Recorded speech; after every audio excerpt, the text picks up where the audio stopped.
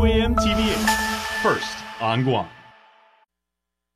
KUAM News headlines are presented by Calvo's Insurance, protecting Micronesia for 85 years. Matson and the Adagi Itano program. Apply at matson.com. Cars Plus, where it's Hyundai holidays going on now. And McDonald's of Guam, I'm loving it.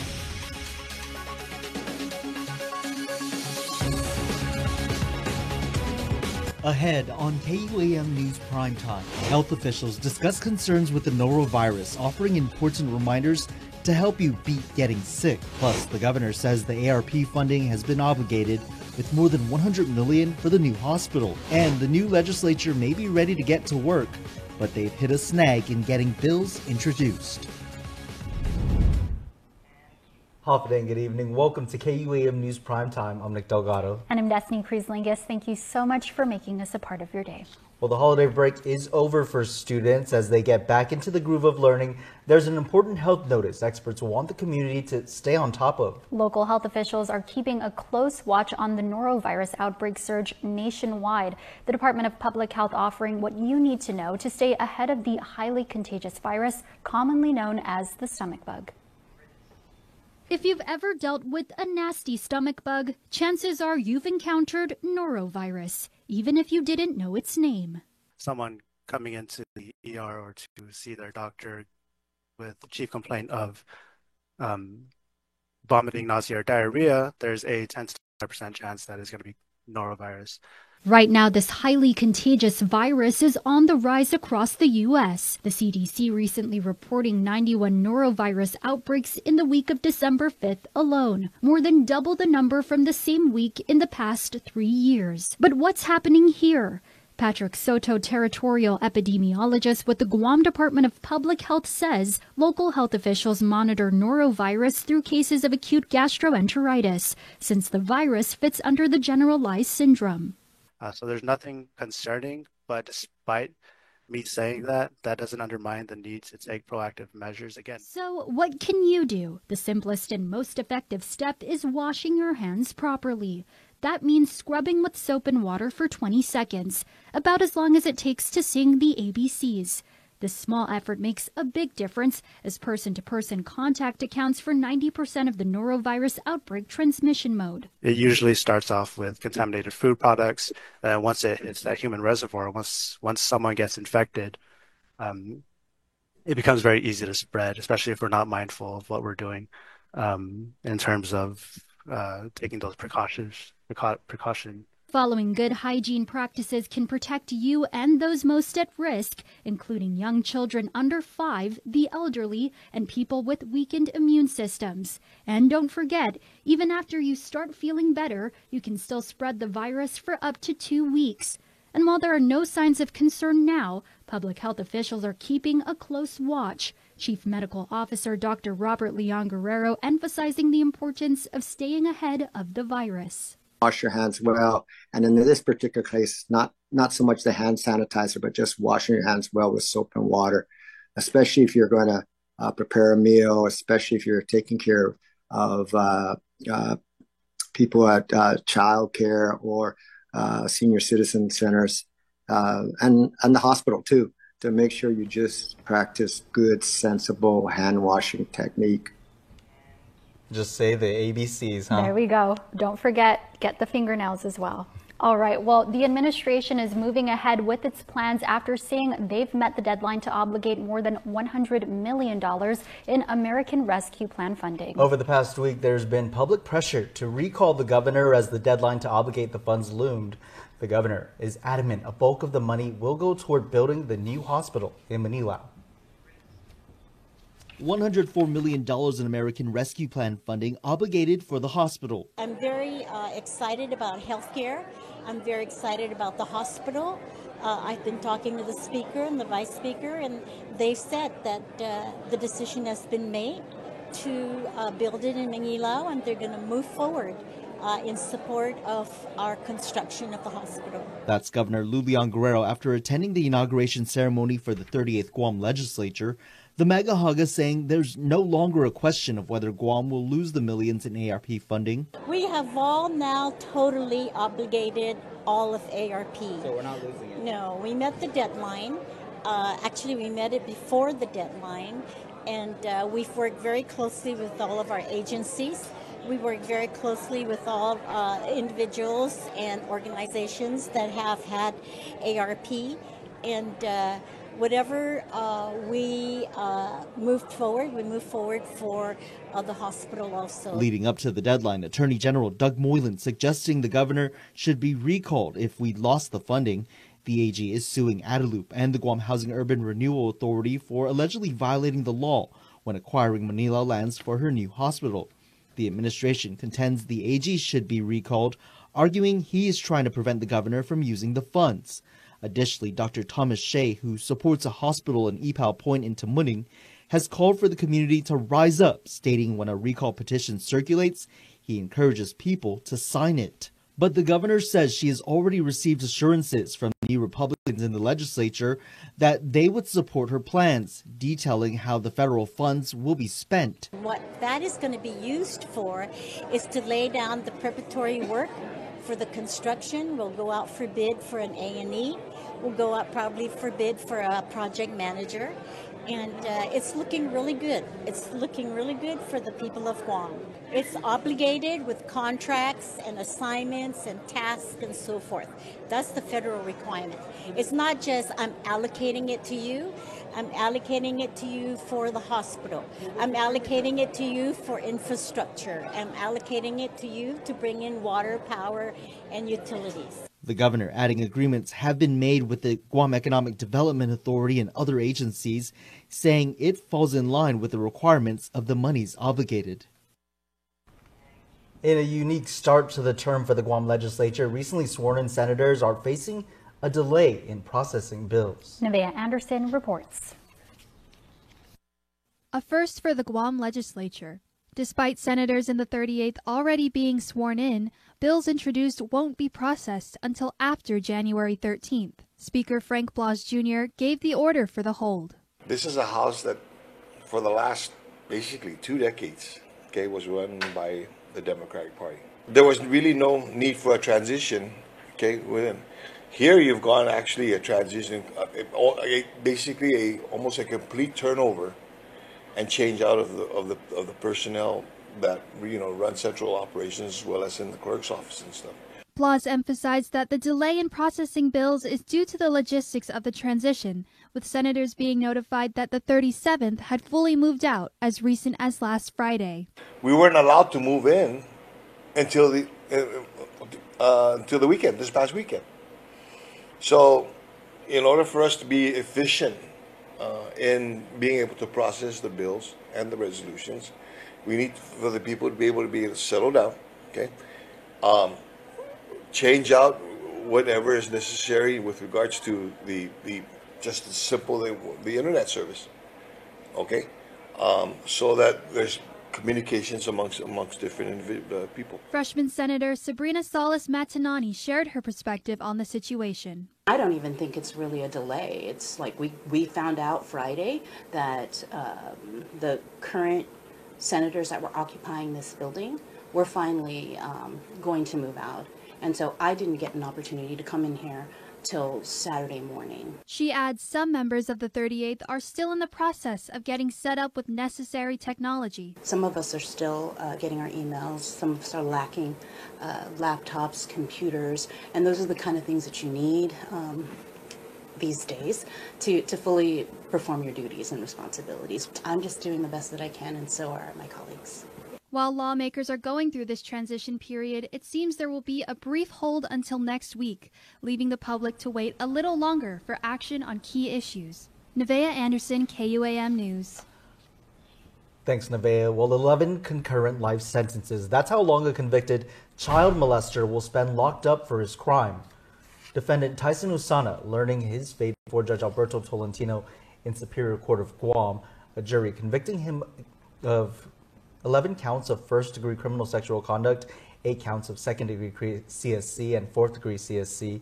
As KUM reported, the case unfolded in 2019 after the victim got older and found the courage to speak out. She was only 8 when the abuse began. Programming note before we go to break, NBC News is providing special coverage of former President Carter's funeral service Wednesday from 5:45 a.m. to 6:15 a.m. You can tune in on KUAM TV 8 and on Peacock. You're watching KUAM.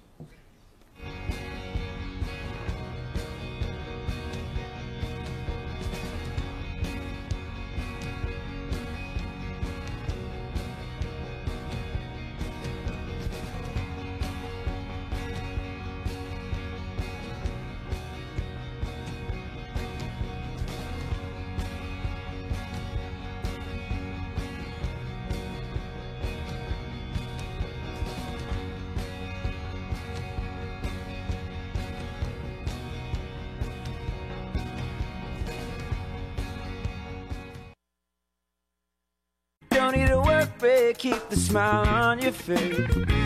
The moments you can't replay, and I'll be around. Whoa. You can count on me. You can count on me for life. Wherever life takes you, we're always here for you. Calvo's Insurance. Count on us for life. Island Cancer Center has the only state-of-the-art Halcyon Linear Accelerator, providing radiation treatments in the Asia-Pacific region. We are excited to be back up and running after Typhoon Mawar. We have been providing the highest quality patient-centered care for 14 years and will continue to do so. Why? Because we love what we do. Island Cancer Center, our family treating your family. Visit us at islandcancercenter.com or call 671-646-3363.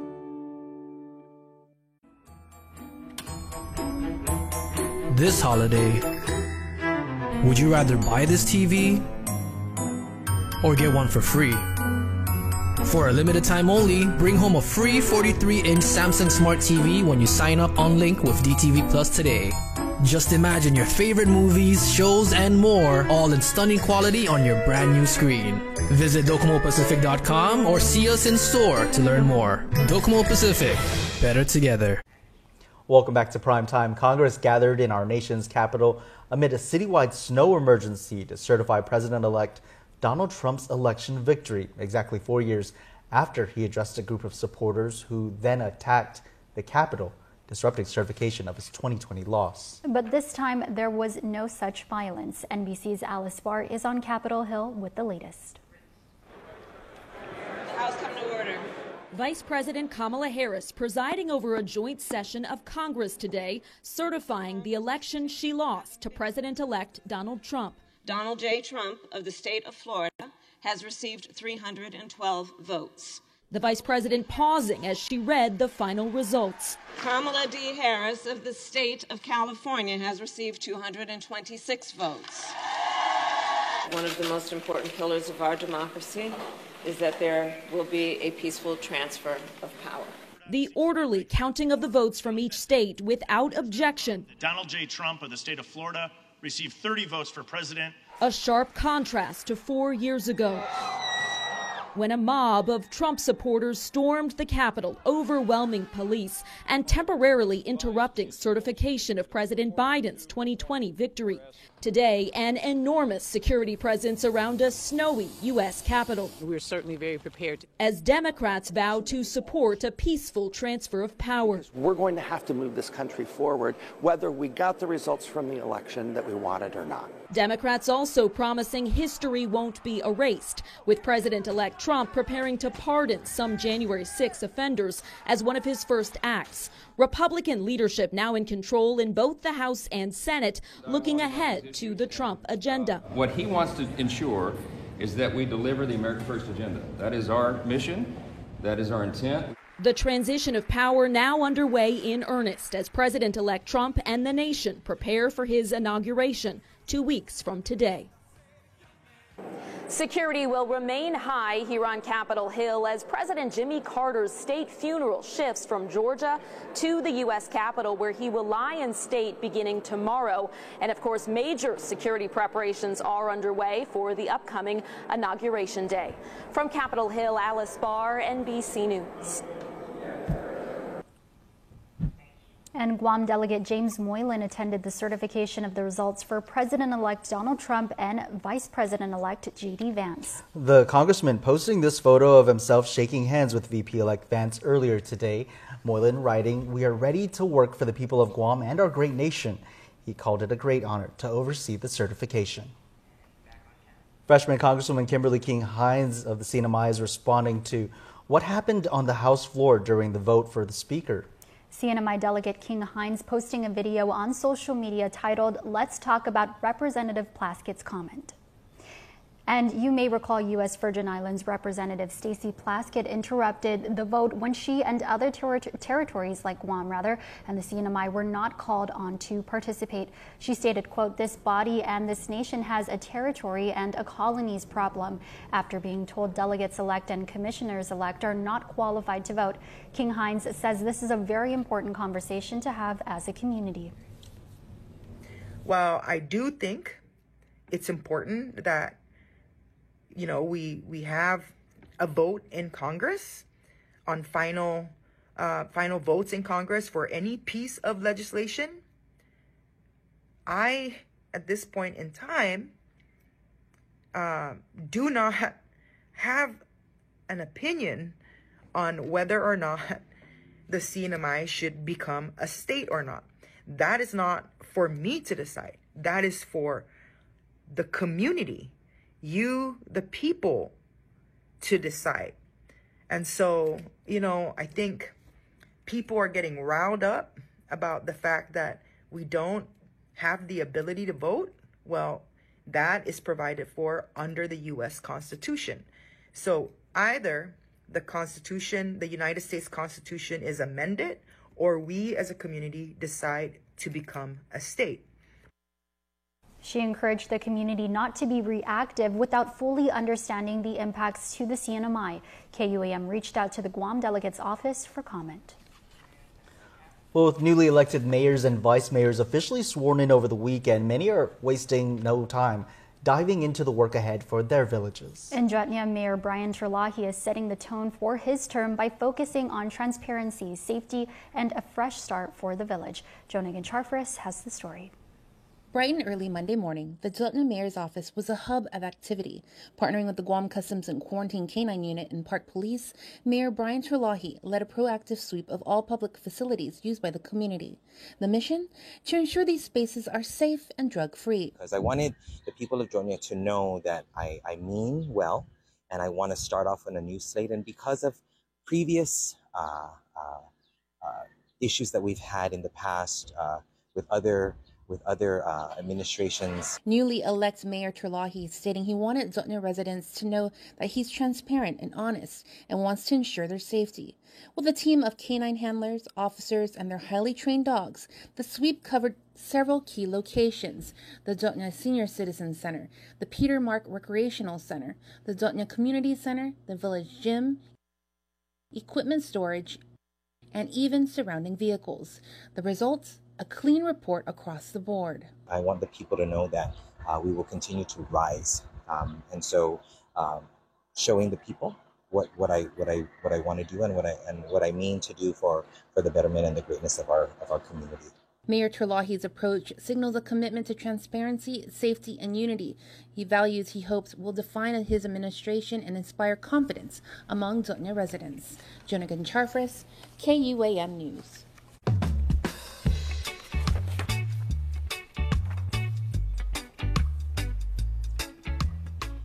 Now for your world at home.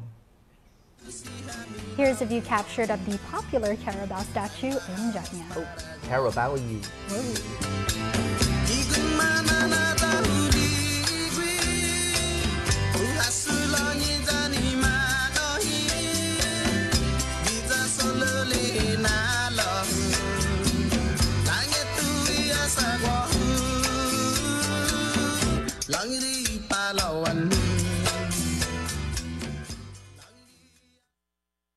For 25 years, Cars Plus has been more than just a place to buy a car. When we opened our doors, our mission was clear: build lasting relationships and ensure every customer drives away with confidence. As a family business, we nurture our employees, passing down values of integrity and respect. We believe that strong values create strong relationships, ensuring that every customer who walks through our doors is treated like family. For 25 years, we've been driven by you and will continue to be for generations to come.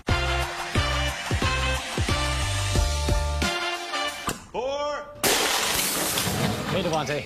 Let me get a Cantina chicken burrito in a bowl with that seasoned, slow-roasted chicken I like, please. You have a golf course in your house? I got a Taco Bell in my house, bro.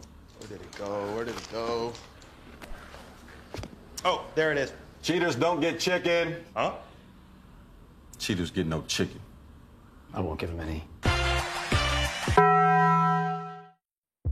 Introducing GTA airFiber. airFiber uses next-gen wireless technology to bring an ultra-fast and super reliable internet connection to your home through the air. No wires required. With speeds of up to 500 megabits per second that cable and satellite can't match. Now, the whole family can stream, game, download, and surf the web like never before. Elevate your connection with GTA airFiber. Call us or visit gta.net today. Hey there, everybody. What a way to start the morning. Thank you so much for being here. There are 400 of you this morning.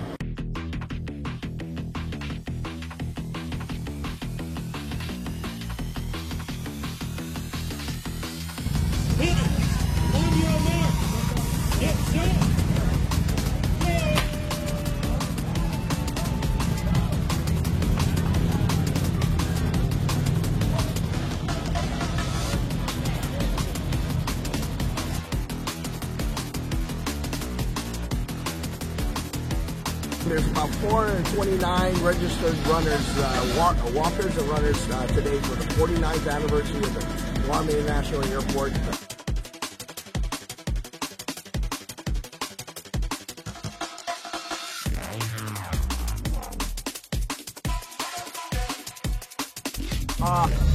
Kind of tired, it's hot, but I feel great. Okay, how's that hill going all the way up to Capitol Kitchen? Yeah, well, I wasn't going too hard on the hill, just so I can conserve and bring it all back on the way down. So, overall, pretty good run, I think.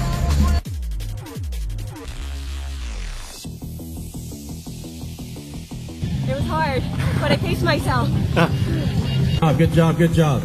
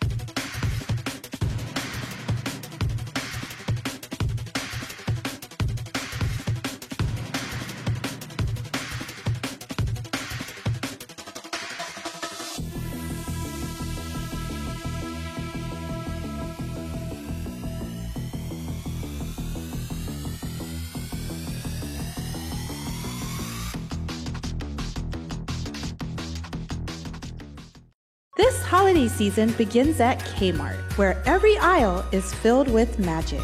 Discover the perfect toy that sparks joy and gifts that bring smiles. Kmart has all the ingredients you need to make your family traditions special without breaking the bank. From trimming the tree to filling your home with holiday cheer, you'll find it all in one place. Discover the magic waiting for you at Kmart, where busy families find everything they need to make memories that last a lifetime. Kmart, for the holidays, for the family, for the magic. Let your people know. When it comes to the pickle to chicken ratio, Some people, they playing in your face, but not the McCrispy.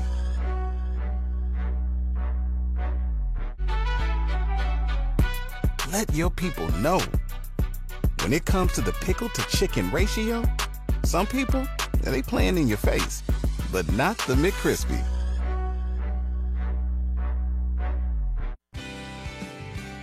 Giving Every Tuesday is brought to you by Jay Goodman, a happiness company. In this week's Giving Every Tuesday, a local nonprofit dedicated to serving Guam's foster children and families just got a major boost thanks to a generous donation from GTA. The company is helping create a brighter future by equipping Harvest House's new training and resource center with cutting-edge technology and connectivity. It's a partnership built on care and commitment. For years, GTA has worked hand in hand with Harvest House. Now that relationship is taking another step forward with a 75-inch TV donation and high-speed internet powered by GTA's next-generation Airfiber technology for the nonprofit's newly opened Training and Resource Center.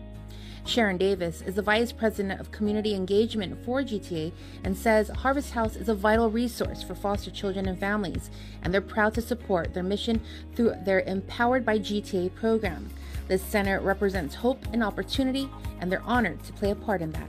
The center, which launched in November, is designed to be a safe and welcoming space where foster families can gather, learn, and connect. The donated TV will support training sessions, community events, and online presentations, tools that Bethany Taylor, Executive Director for Harvest House, says are essential to their mission. GTA's contributions don't stop there.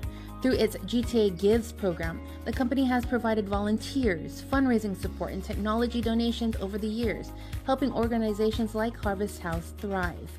This partnership is more than just about technology, it's about building bridges to opportunity and ensuring every foster child and family on Guam has access to the resources they need to succeed. For more on how GTA is empowering local organizations through connectivity and technology, visit gta.net/community.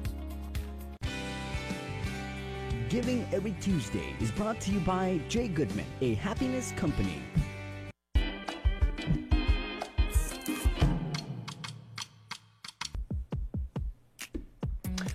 All right, everybody, lace up your shoes because the Ukadu Bulldogs are having their Bulldog Bash. Hey, you know Ukadu knows about running, right? The Bulldogs took third this year in cross country. Shout out to Coach Sherwin Payette, and they're having a 2K, 5K. This happens on January 19th at Chamorro Village. That is the speed course. You go from Adelup to Chamorro Village and back. You're going to set your PRs on this one, so make sure to register, get involved. Thank you to our friends at Ukadu for making this happen. All right, hit up guamtime.net for the Skip Entertainment's Christmas Dancing Through Christmas.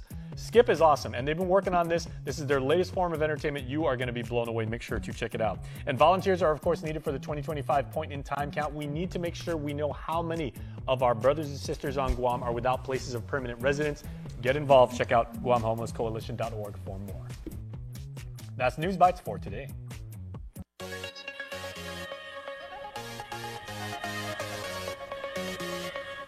All right, Jace there with the new sweater, looking good and sharp. Well, now for your Cold Stone Creamery Birthday Club shout-outs. Which you can submit on KUAM.com.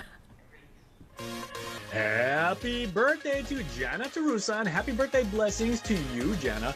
Emily Untalan, happy birthday blessings to you, Emmy, your friends and family call you. Roxanne Linibara, happy birthday to Rox. Hey, Rox, have a wonderful birthday. Dar Paris, it's your birthday too, so we wish you the very best. And a KUM alumni, Mr. Ken Wetmore. I am Ken Wetmore. Hey, the family, including your daughter Kyla, and your wonderful wife, and all of us here, and your son, everybody. Everyone wishes you the best, Ken, and we miss you. We are so proud of you that you and the family are doing so much wonderful work in the world and everything, and we wish you the best birthday ever, bro.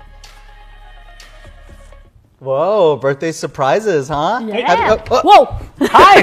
Jason. You guys like the sweater? Love the sweater. Love it. Santa. I said very blue. Santa, thank you very much. Christmas present. Penguin. A blue Christmas. Hey, 3 penguins. Oh my God. We're still on that. Good to see you guys, man. Good to see you. Nice to see Thanks for you. joining us You're here. blue. Yeah, great job. You want to Thank close out the you. show for us? Go for Yeah, it. go for it. Thanks for watching. That's Nick. That's Destiny. Good night. Good night.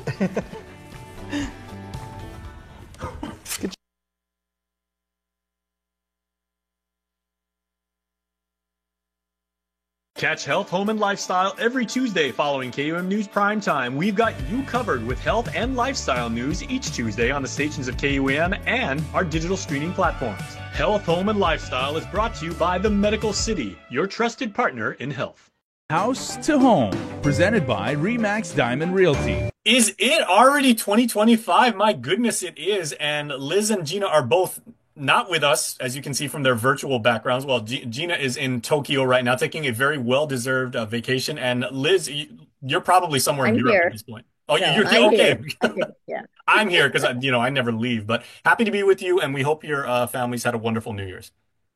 Oh, it was beautiful. Thank you, Jason. Okay, and wonderful family time for sure. Absolutely. Well, we are all very, very blessed and everything. And that's kind of the point, because I want to kind of talk today about current events, if I can, ladies, because we ran a story, one of my colleagues here in the newsroom did, about Doug Moylan, our Attorney General, has been publishing these billboards up on Airport Road. The latest one is actually making what many believe a very strong statement about panhandling in our community. But apparently somebody went out and they vandalized and sprayed a strong message across that in the last few days and saying, and I quote, "Housing is a human right." So ladies, I was curious about your thoughts about housing actually being a right that is inalienable to all of us as Americans or just citizens of the world.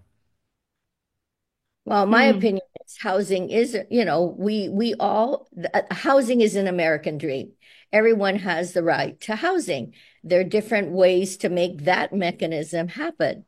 So if you can afford it, then you can either rent or you can purchase to house your family. Now, of course, we do have a housing shortage, and there's also a housing problem for the homeless. So I know the government has been working on because I've taken some of the government officials around to look at properties that they could purchase using federal grants to house the homeless. I'm not sure where that program is right now, but I do know that they did have different facilities for that purpose. So, from the private sector to the government, there are two aspects to the housing issue for homeless and for the private sector. Okay, Gina, I was thinking about you and specifically your opinions on this, because you've never been one to not formulate an opinion about topics, regardless of how controversial they are, and then share your opinion about them. And also, the both of you have done work over your years in this industry to provide capable, very good homes for people in our community who can't afford, big mansions. So the rights we have are the rights to life, liberty, and the pursuit of happiness. I'm sure I read that somewhere. Those are our rights. Okay. Housing is your responsibility. It is not the government's responsibility. It is not my responsibility. But for low-income families, the government has to step in and take a position and provide some resources. But for everybody else, and I know I'm going to get pushback on this, but go get a job. Do what I did. I got a job. I saved up. I did what I needed to do. And Liz was right on the nail. It is a dream. It is not a right. Low-income families, they're being helped by the community, by the government. And I'm an advocate for that. But everybody else, go get a job, save up, work on your credit, and go buy a house. Or go have work with your family about getting property. That is your right, absolutely. But for the AG's billboard, I commend him. It's about time somebody enforced the law. So Doug Moylan, go, enforce the law. Yeah, people that are panhandling out there, if I want to give money, I will give money. No one's going to tell me what to do and what not to do. That is my choice. If I want to give them money, I'm going to give them money. If I don't want to give it to them, I'm not ashamed not to give. I give where I feel it's warranted. And I also believe that you shouldn't be out there panhandling. I see a difference between some of the people out there. Some of them really should just go get a job. And sometimes I feel like I want to guide them in that direction. Hey, I know this place is hiring. Would you like to go there? But the rest, Gina, they look like, I know they don't want. I've tried talking to them and saying, hey, here's this amount, but I know this place is hiring. And they frankly have told me, hey, if I was interested in a job, I wouldn't be out here. Okay, fine. I get it. And so if I'm interested in giving to you, I will. If I'm not, I'll be my own judge and God will judge me. It's not your business to judge me for not giving.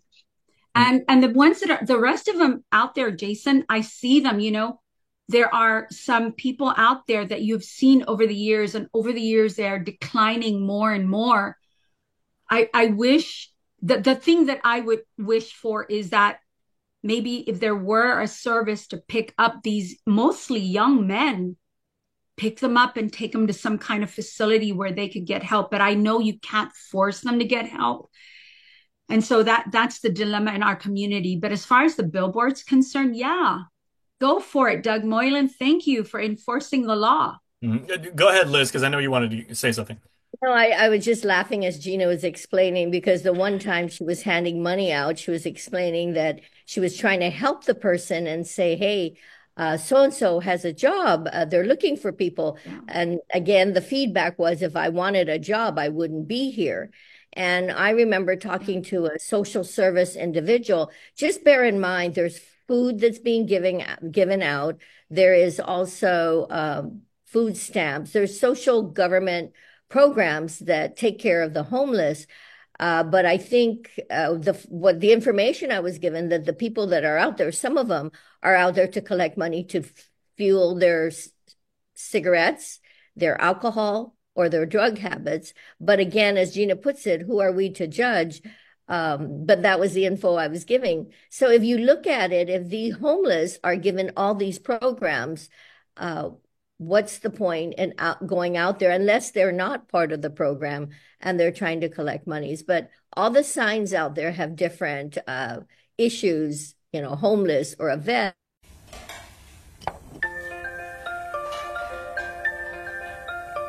Honey, do you want some milk? Do you ever wonder how your favorite products make their way into your local stores? Most arrive on state-of-the-art Matson vessels that transport containers of food, household items, equipment, and supplies into the islands every week. Because we know that you depend on us, we work closely with our partners to ensure that our shipments arrive on time, all the time, so you can find your favorite products when you need them. We transport the region's most precious cargo that supports successful businesses and promotes a better quality of life for our families. Matson is proud to have been the hometown shipping carrier for Guam, the CNMI, and Micronesia for the past 25 years, and you can count on us to be here for generations to come. The Guam Homeless Coalition said they actually have some concerns about what Attorney General Moylan, the approach he took in, I guess, the quote from the chair of the Guam Homeless Coalition, Asia Ramos, is, "We expressed our concern with the image that the AG's office is displaying of individuals who are homeless and struggling. We have concerns over that approach." In your own work, like in the past with providing, I know you guys did work with the Habitat for Humanity. Have you actually worked with the Homeless Coalition? Because, your job to provide, hook people up with home or connect people with homes, and theirs to account for and attend to the needs of people who are without permanent residence and everything. I mean, I'm sure your paths cross and you guys do work together. Well, in my work I have shown the government, some government officials in the past, looking for a large property that would house the homeless. I think it was part of the Homeless Coalition. And then they were working on federal grants to fund the project, but I'm not sure how far that's gotten. I haven't checked in with them. But in terms of helping people find homes, I mean, there's some limitations in our field in terms of meeting the landlord's needs, where there are documentation and income requirements to house people. Everyone has specific budgets based on their income. Some of them are subsidized through the government through Section 8 programs, but they've raised those budgets to accommodate, to compete with the military. So those programs are out there, and that's one way Gina and I have helped in different, cases of programs that they have. And Gina, you talk about it all the time because the current state of Guam's housing market is that we actually have a shortage in the inventory. So, with people not having permanent places of residence and everything like that, how much more of a sticky wicket does that make the situation? It's fueling the crisis with the working class community. I keep advocating for that.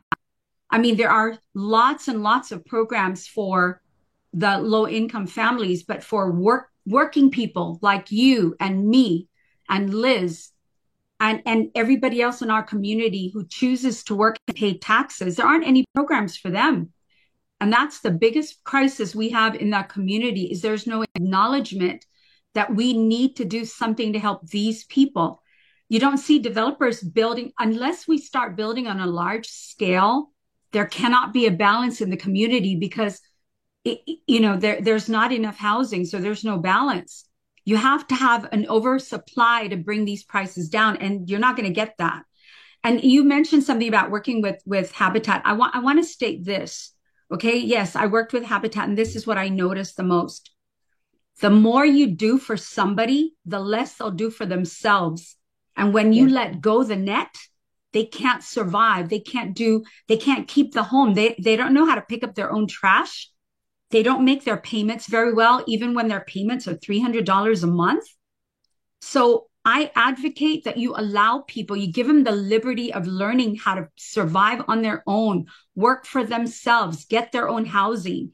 There are some things you need to provide as a community, as a government, resources, but you need to allow people to build themselves up because if you don't, they will fail.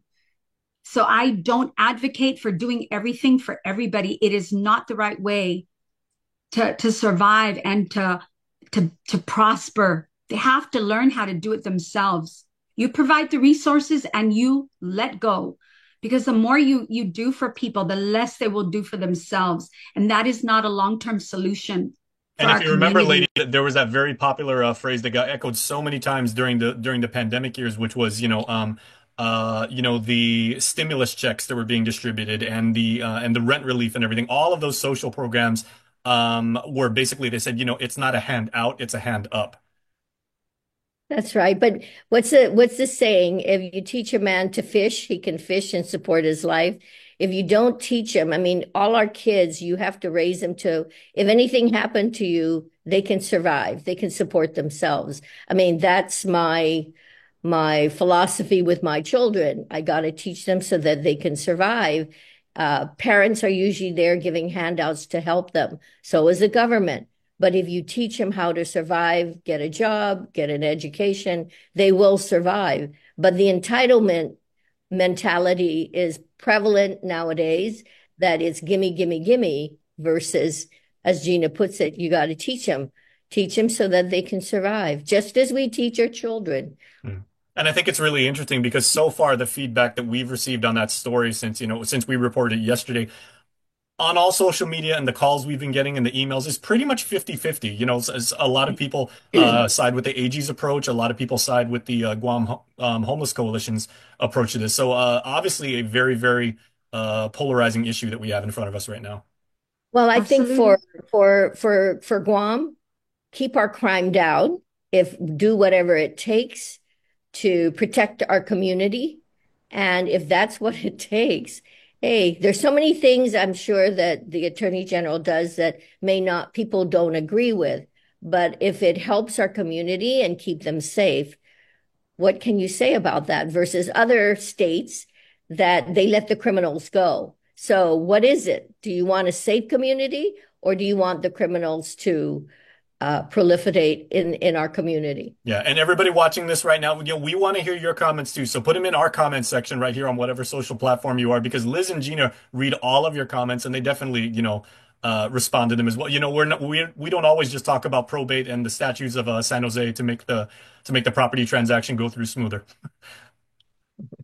That's right. Thank you, Jason. Okay, so ladies, thank you so much for sharing on this. Certainly, this issue is not over yet. I know there are many more conversations that are going to have to be had by people way higher than me. But interesting to get your feedback as well and your insight. Thank you, Jason. Thank you. Travel safe. House to Home, presented by RE/MAX Diamond Realty. Guam's auto appearance specialist, Elegant Reflections, has been providing the automotive industry with professional detailing and car care products at its highest quality, from complete detailing, full interior detailing, exterior detailing, headlamp restoration, hand washing, seat and carpet shampoo, engine degreasing, undercarriage cleaning, paint sealant, fabric protection, paint oxidation removal, and so much more. Visit us at our new location. Call 646-5555 for an appointment. Elegant Reflections, Guam's auto appearance specialist, over 20 years of experience. Here we go, here we go, here we go, here we go. Jamaican grill, Jamaican grill, Jamaican grill. What's for lunch and for dinner? You want something good? Yeah man, serious food. Jamaican grill, Jamaican grill, Jamaican grill. What's for lunch and for dinner? You want something good? Yeah man, serious food. Happy birthday, D-I-R-F-E-A-Y. Happy birthday, Jamaican grill. Yeah man, serious food. Weekly Renewal is brought to you by Calvo Select Care. Half a day, I'm Claire Calvo, bringing you your weekly renewal. Today, I am here with Francesca Adat-Lizama, who is among many things, an instructor, a competitor in jiu-jitsu, and a business owner. Half a day, Francesca. Hi, Miss Claire. Can you just share with our viewers what inspired you to get started? So, firstly, family. A lot of my family members were training before me, and I just wanted to see if it was something for me. And eventually, being consistent, I fell in love with jiu-jitsu myself. So. And that was what, about 16 years ago? Yes, when I was 5 years old. Wow. Was it always pretty much a lot of women, females in the competitions? When I first started, jiu-jitsu was mainly a male space for jiu-jitsu. So over the past 10 years, we've seen a few women, but lately at a competitive circuit, it's still small. There's not a lot of women in the space, so that's something I'm working to grow for Guam, like a space for women in jiu-jitsu. And so it's been, like I said, 16 years. What has kept you motivated to keep going? I mean, that's a long time to stick with a discipline. By competing internationally, my island keeps me motivated. Like I've said before, there's not a lot of women in jiu-jitsu from Guam competing at the highest level.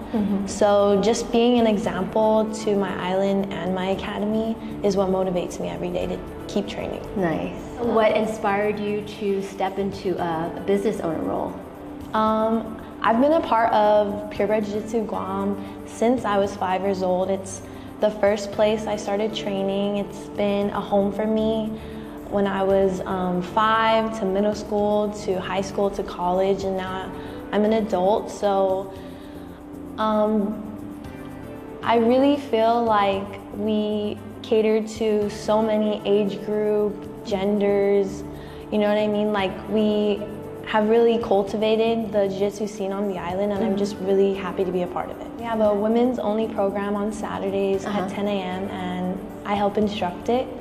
So yeah, we're trying to build our women's program at the academy. And then you're also a coach for the children. Yes, ma'am. So for Purebred Jiu-Jitsu Guam, we're really known for instilling discipline in children, and right now I feel like there's a lot going on in the world, and I try to focus on confidence when a child comes in. Being a female, I have like a certain touch with the children. Like I love to make them feel at home, or like just feel comfortable enough to train jiu-jitsu. It's a very hard thing for people to do. So to make a child feel safe enough to be themselves and to be confident enough to do a fighting sport or combat sport is important to me. So that's what we're really focusing on in our programs with the children. Physically, jiu-jitsu can take a toll on the body, but I think since it's a combat sport and it's still making strides to be an accessible thing to a lot of people, it's just walking into a room knowing you're gonna have to fight someone it's a lot for some people. But we have the best program, I think, to allow someone to come in and feel like they could do jiu-jitsu today. So I've had working in the gym for quite a while. I work with different age groups and, like I said, genders. We have a 3 to 5 year old program, so I feel like catching the youth at such a young age can start them off really fast, you know, like building the confidence to protect themselves if they're ever in a situation. We have programs with stranger danger, bullying, anti-bullying programs. And then I've also had women join my women's class because they've had stressful encounters in their life. So. Is there any advice you'd like to share with our viewers? I'd just like to say, even if it isn't jiu-jitsu, I think fitness is an important thing in your life. And whether you're struggling or you're busy, I think putting yourself first and taking like an hour out of your day to, you know, work out, take out your stress or whatever you need to do, like fitness will really help you, whether it's today and you just feel happier by working out, it's going to help you in like the long term. Absolutely. Thank you so much, You're Francesca. welcome. Thanks. And thank you all. I'll see you next time on your Weekly Renewal. Weekly Renewal is brought to you by Calvo Select Care. In here, you can expect to find crystal clear audio, expansive display space, endless entertainment, and more comfort for everyone. But even with all that, we still left room for all the unpredictability, spontaneity, and unexpected things you'll find out here. The new 2024 Grand Cherokee lineup. Jeep, there's only one. Want a real taste of New York? The classic New York-style pizza offers a big, bold taste that's a Guam favorite. It's handmade with 16 inches of foldable crust, a sweet marinara sauce, and your favorite topping. And at 30% larger than our large, classic New York pizza is only $12.99 for carryout. Bring together your family and friends for a classic New York pizza party. Each pizza is just $12.99 for carryout. Classic New York style pizza, so close you can taste it. Only at your Island Pizza Hut. Health Check is brought to you locally by Island Cancer Center. Strep throat is something that we on the island, unfortunately, are way too familiar with. I had it when I was 9 years old. That was an interesting year because I had it every single month for 11 straight months. You're actually saying that the problem is very gravely serious these days. So like explain like how bad it could get. Excellent. So thanks for having me on again. I really am passionate about this topic. So I've noticed since coming to the island, I've had at least 8 patients with rheumatic heart disease. And allow me to explain how rheumatic heart disease is tied to strep throat, because everyone thinks that a strep throat is something you could kind of slug through and get done with, and it's okay, and it goes away.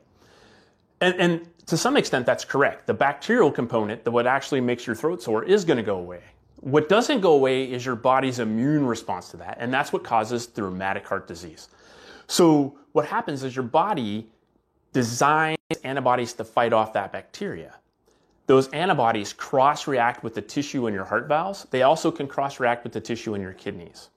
It can cause severe damage to your kidneys. It can cause permanent damage to your heart. It most commonly targets your mitral valve and your aortic valve, but it can also target your pulmonic and tricuspid, and I'll explain where those valves live.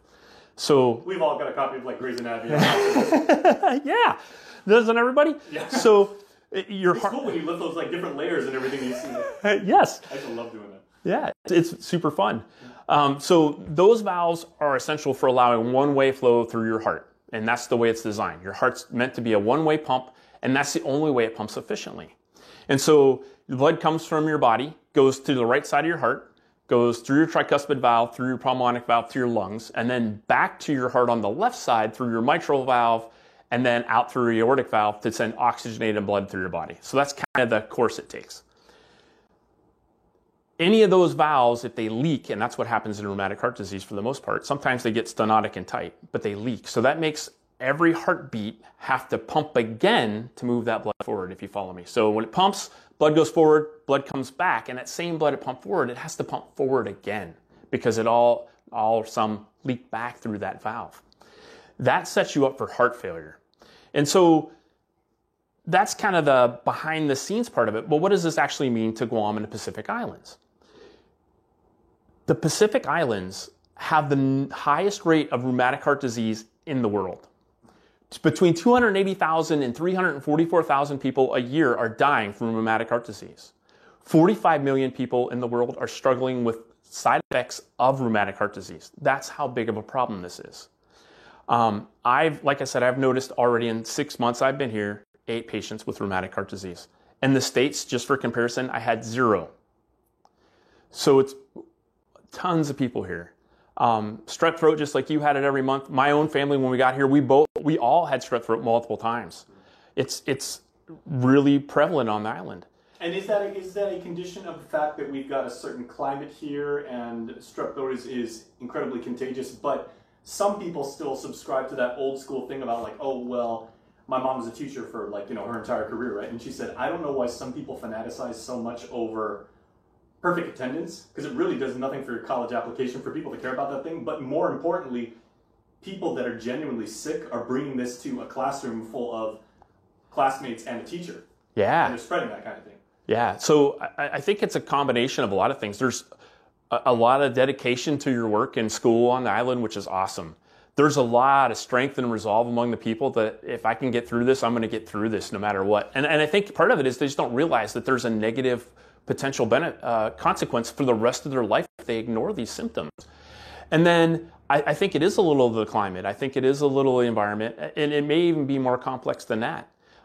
It's only certain strains of the strep that can actually cause the rheumatic heart disease, and it may be that those strains are prevalent on the island, and I would love to get some research done to find that out. I don't know when that's going to happen, but that's a goal. Now, your colleagues in dentistry have, over the years, and we've done stories with them, they've also said that, people don't realize that gum disease can also lead to very lethal heart disease as well, and they really try and drill that home. They're like, okay, your breath smells kind of funky, you have teeth aches and everything like that, your gums begin to recede.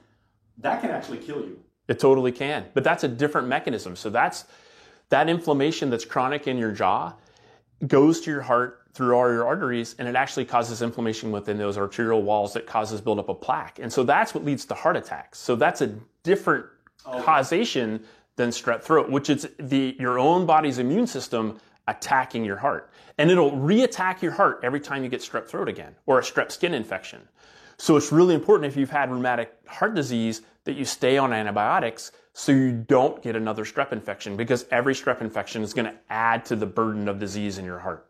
Generally, when you see, especially like young people when they come in and they have strep, how serious is that, and how serious should the family take that? Because if it's like, oh, mom, the glands are all swollen, and they're like, they say and obviously you've got white splotches and everything like that. The physicians like yourself have to take a throat culture and everything. How serious should parents be treating that? They should be taking it very seriously because of the consequences.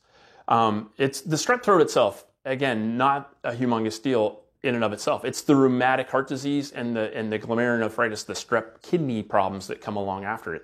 The strep kidney problems tends to be harder on adults, especially if you have alcoholism or other underlying chronic conditions. It can be fatal. I heard one study said up to 50% of people that seemed a little high, but it can definitely cause kidney failure and lead to progression in kidney disease and cause you to end up on dialysis because you ignored a strep throat, which, man, that's a hard consequence for something that seems so mild, right? Are there any lifestyle changes that we can make that would make us less susceptible to rheumatic heart disease? So taking care of the strep throat. If you get antibiotics in the first 2 weeks, you avoid it. So if you have a sore throat that goes on longer than a week and you're not sure, go see a doctor. If you have that nasty red throat and it's really hard to swallow, see a doctor right away. Don't even wait till the week is up. But you have that 2-week golden window where if you get treated, man, you're saved. You don't have to deal with any of the consequences. And if you don't ever get the rheumatic heart disease, then you don't have to deal with those heart valves for that reason, at least. And your valves are meant to last 100 and some years. Okay, now for the sucky part, right? For those of us that really still believe in home remedies and everything like that. I mean, if we get the throat culture, we get the antibiotics, we have to stay home from school or work, whatever. What are things that we can do to ease the ache of what are nasty sore throats? Because strep, again, I got it. I got it 6 times in a year. Those were not fun times and everything. So do we go with ice cream, popsicles, hot soup? So whatever makes your throat feel better, as long as you get the antibiotics. Saltwater gargles are good. Some people tell me they like hot sauce. Some people tell me they like ice cream. Usually, if you get the antibiotics on board, the sore throat goes away in a day or two. ask your physician if you're really sore. There are things we can prescribe for you to numb your throat up or help take away the inflammation and make you feel better sooner. Ibuprofen's not a bad choice as long as your kidneys are okay, or Tylenol as long as your liver's okay. Those are things you can do too to help relieve some of the pain. But again, pain is a symptom. We want to take care of the underlying cause, that Strep pyogenes bacteria that is messing with your immune system and going to cause you problems. Health Check is brought to you locally by Island Cancer Center. Catch Health, Home, and Lifestyle every Tuesday following KUM News Prime Time. We've got you covered with health and lifestyle news each Tuesday on the stations of KUM and our digital streaming platforms. Health, Home, and Lifestyle is brought to you by The Medical City, your trusted partner in health.